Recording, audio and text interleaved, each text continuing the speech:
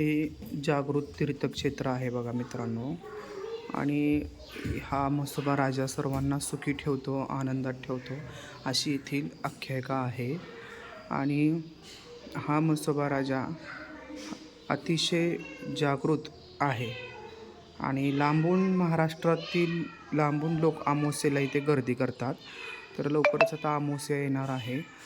तर मी म्हसोबा राजाच्या दर्शनाला आलेलो आहे इथे बघा.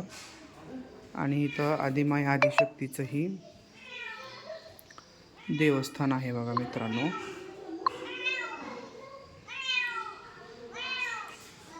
म्हसोबाच्या नावातच शक्ती आहे बघा मित्रांनो.